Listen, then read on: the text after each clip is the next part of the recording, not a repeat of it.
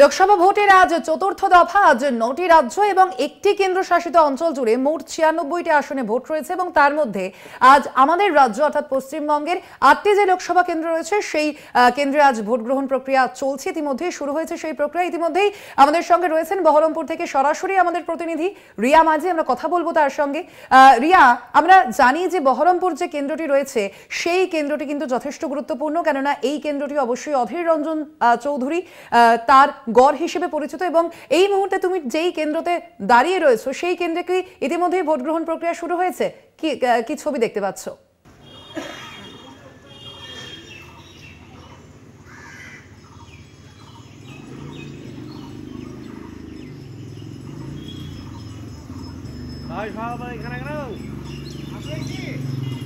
আজ বহরমপুর লোকসভা কেন্দ্র যে রয়েছে সেখানে চতুর্থ দফায় ভোট গ্রহণ প্রক্রিয়া রয়েছে এবং ইতিমধ্যেই আপনারা জানেন যে সকাল 7টা থেকে যেভাবে ভোট গ্রহণ প্রক্রিয়া শুরু হয় সেই মতোই কিন্তু বিভিন্ন রাজ্যের যে 8টি লোকসভা কেন্দ্র রয়েছে সে রাজ্যের সেই লোকসভা কেন্দ্রগুলিতে কিন্তু ইতিমধ্যেই ভোট গ্রহণ প্রক্রিয়া শুরু হয়ে গিয়েছে এবং বহরমপুর থেকে রয়েছেন আমাদের প্রতিনিধি সরাসরি রিয়া মাঝি। রিয়া, এই মুহূর্তে তুমি ঠিক কোথায় দাঁড়িয়ে রয়েছো? কি সেখানকার সামগ্রিক ছবি? ভোট গ্রহণ প্রক্রিয়া কি ইতিমধ্যেই শুরু হয়েছে সেখানে?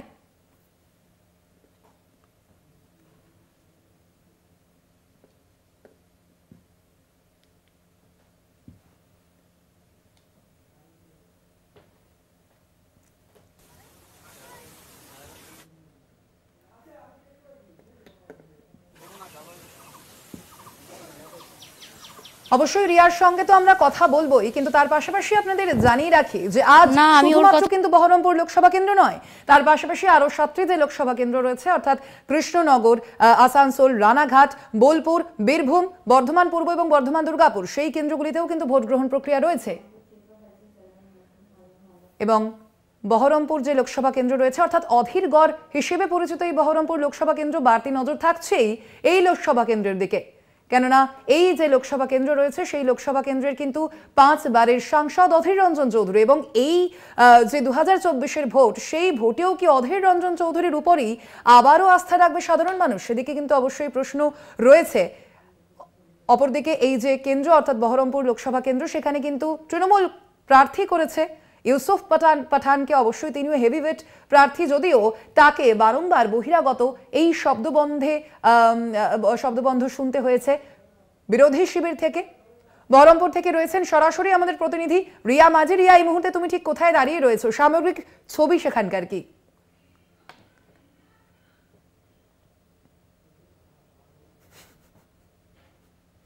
ক্ষণের মধ্যেই অধীর রঞ্জন তিনি বেরোবেন এবং তিনি তো ভোট দিতে যাবেন অবশ্যই, কিন্তু তার আগে যে যে কেন্দ্রগুলো থেকে যে যে বুথগুলো থেকে অভিযোগ আসছে সেই বুথে তিনি যাবেন এবং সেই বুথগুলোই তিনি খতিয়ে দেখবেন এবং তারপরে তিনি যে ভোট তার যে নিজের ভোট দেওয়ার যে বুথ সেখানে তিনি পৌঁছাবেন এবং তিনি ভোট দেবেন। এবং তার আগে তোমাকে জানিয়ে রাখবো যে আজকে যেসব লোকসভা কেন্দ্রে ভোট রয়েছে, আজকে চতুর্থ দফার ভোট, সেই জায়গা থেকে দাঁড়িয়ে বহরমপুর কিন্তু একটা অন্যতম হাই প্রোফাইল কেন্দ্র। কেন? কারণ কিনা এবারের যে ফাইট হতে চলেছে সেটা কিন্তু অত্যন্ত টাফ ফাইট, কারণ বহরমপুরের হাওয়া বলছে গতকাল অবধি আমরা যেমনটা দেখেছি যে একদিকে আবেগ রয়েছে অধীর রঞ্জন চৌধুরীকে নিয়ে এবং অপরদিকে ইউসুফ পাঠান তিনি কিন্তু একটা টাফ ফাইট দেবে বলে মনে করা হচ্ছে এবং সেই জায়গা থেকে দাঁড়িয়ে অধীর রঞ্জন চৌধুরী তিনি 5 বারের সাংসদ এবং 2000 যদিও যেটা দেখা যাচ্ছে যে 2014 সালে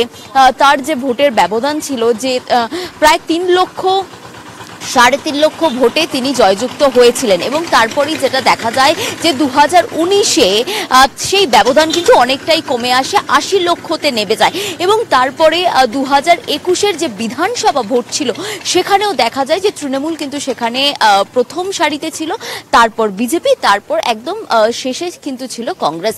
এবং এই জায়গা থেকে দাঁড়িয়েই এবারের লোকসভা ভোটে যে টাফ ফাইট হতে চলেছে সেটা বলার অপেক্ষা রাখে না। তবে এইবারের এই বহরমপুর লোকসভা কেন্দ্র কার কাছে যাবে? অধীর রঞ্জন চৌধুরীর কাছেই থাকবে নাকি সেটা পাল্টাবে বা ইউসুফ পাঠানের কাছে যাবে, সেই বিষয়টাই কিন্তু দেখার। তবে তোমাকে জানিয়ে রাখবো যে ইউসুফ পাঠান যেমন আর কিছুক্ষণের মধ্যে বিধানসভা নির্বাচন, সেই বিধানসভা নির্বাচনে কিন্তু অনেকটাই এগিয়ে ছিল তৃণমূল কংগ্রেস।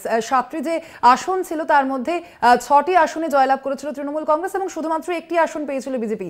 সেখানে কি কোথাও গিয়ে মনে হচ্ছে যে কংগ্রেস তার জমি হারাচ্ছে?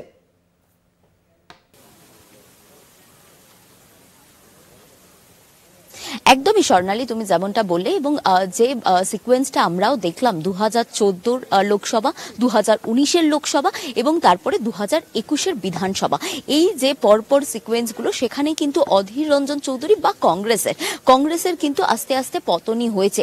সেই যে গ্রাফ, সেই গ্রাফ কিন্তু নিচের দিকেই নেমেছে, কখনো কিন্তু সেই গ্রাফ ওপর দিকে উঠতে দেখা যায়নি। তবে অধীর রঞ্জন চৌধুরীর এই বহরমপুরের যে হাওয়া, সেই হাওয়া কিন্তু একটি আবেগের হাওয়া এবং এই বহরমপুরের বুকের ছেলে অধীর রঞ্জন চৌধুরী, সেই জায়গা থেকে দাঁড়িয়ে অধীর রঞ্জন যে ভোট পাবে সেই দিকটাই কিন্তু তিনি যথেষ্টভাবে নিশ্চিত। কিন্তু এবারে যে তৃণমূল কংগ্রেসের প্রার্থী ইউসুফ পাঠান, তিনি আসার পর কোথাও একটা অধীর রঞ্জন চৌধুরীর যে শক্ত মাটি, সেটা কোথাও গিয়ে একটা কেঁপেছে, এটা কিন্তু বলাই বাহুল্য। তবে তোমাকে জানিয়ে রাখবো যে আর কিছুক্ষণের মধ্যেই অধীর রঞ্জন চৌধুরী তিনি বেরোবেন এবং যেটা দেখা গিয়েছিল যে এর আগে যতগুলো লোকসভা, এটা নিয়ে 4 নম্বর ফেজ বহরমপুর সহ একাধিক যে আজকে ভোট রয়েছে, সেই জায়গা থেকে দাঁড়িয়ে এর আগের যে ফেজগুলো দেখা গিয়েছে যে সবকটাই কিন্তু মূলত শান্তিপূর্ণ হয়েছে। কিন্তু এবারে অর্থাৎ আজকে এই কৃষ্ণনগর, বর্ধমান, বহরমপুর সহ যে একাধিক জায়গায় আজকে ভোট রয়েছে, 4র্থ দফার আজকে ভোট রয়েছে, সেই জায়গা থেকে দাঁড়িয়ে বহরমপুর আজকে যেটা আমি তোমাকে জানাচ্ছিলাম যে অন্যতম হাই প্রোফাইল কেন্দ্র হচ্ছে এই বহরমপুর। কতটা শান্তিপূর্ণ হয়, আদেও শান্তিপূর্ণ হয় কিনা, কারণ আমি বারবার যেটা বলছি যে অধীর রঞ্জন চৌধুরীর যে শক্ত মাটি, ইউসুফ পাঠান তৃণমূল কংগ্রেসের প্রার্থী আসার পর কোথাও একটু গিয়ে নড়বড়ে হয়েছে, সেটা হয়তো বুঝতে পারছে অধীর রঞ্জন চৌধুরী নিজেও। এবং সেই কারণের জন্য যেটা দেখা গিয়েছিল যে পরশুদিন রাত্রি রয়েছে সেই লোকসভা কেন্দ্রের দিকে কিন্তু বাড়তি নজর থাকবে। রিয়া, আপাতত ধন্যবাদ তোমায়। আমাদের সঙ্গে বহরমপুর থেকে সরাসরি ছিলেন আমাদের প্রতিনিধি রিয়া মাঝি।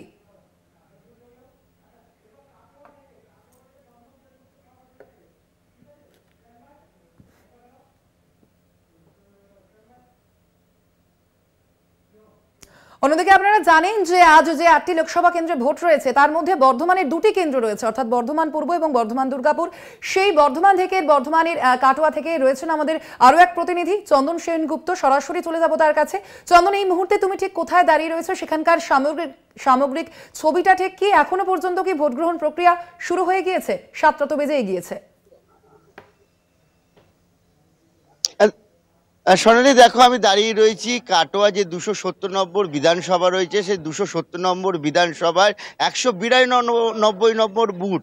এই 192 নম্বর যে বুথ, সেই বুথটা হলো যে তৃণমূল প্রার্থী রয়েছে, সেই তৃণমূল প্রার্থী ডাক্তার শর্মিলা সরকার এখানে ভোট দেবেন।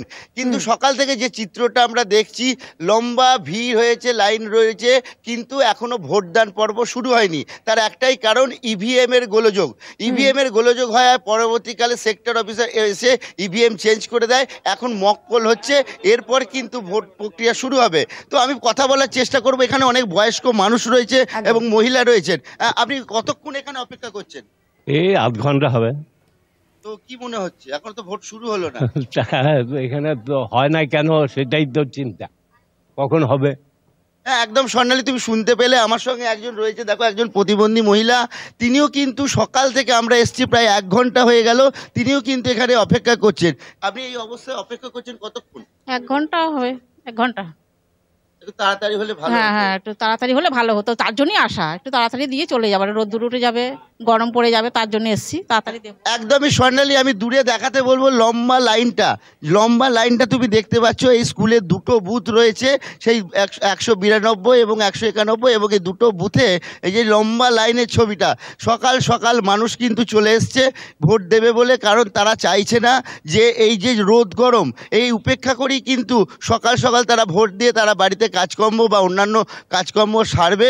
কিন্তু আমরা যে ছবিটা দেখতে পাচ্ছি, 192 নম্বর যে বুথ, সেই বুথে এখনো পর্যন্ত কিন্তু এখনো শুরু হয়নি কিন্তু ভোট পর্ব।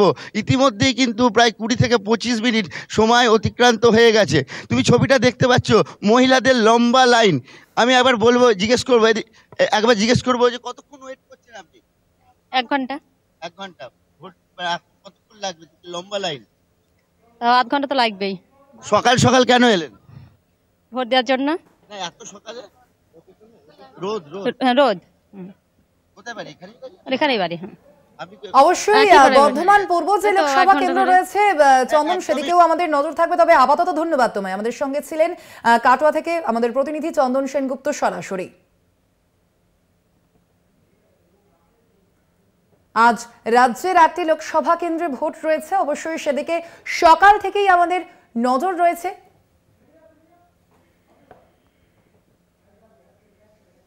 একদম লোকজন ধৈর্য ধরে দাঁড়াচ্ছে, তাদেরকে আমার মানে একদমই স্বর্ণালী, প্রার্থী যেটা জানালেন যে আর কিছুক্ষণের মধ্যেই ভোট প্রক্রিয়া শুরু হয়ে যাবে। উনি আর একটি বুথে গেলেন, 194 নম্বর বুথে উনি সেটা ঘুরে দেখছেন। স্বর্ণালী, অনেক ধন্যবাদ তোমায় চন্দন। আমরা ধন্যবাদ আপাতত তোমাকে। তোমার সঙ্গে আবারও পরবর্তীতে যোগাযোগ করবো আমরা।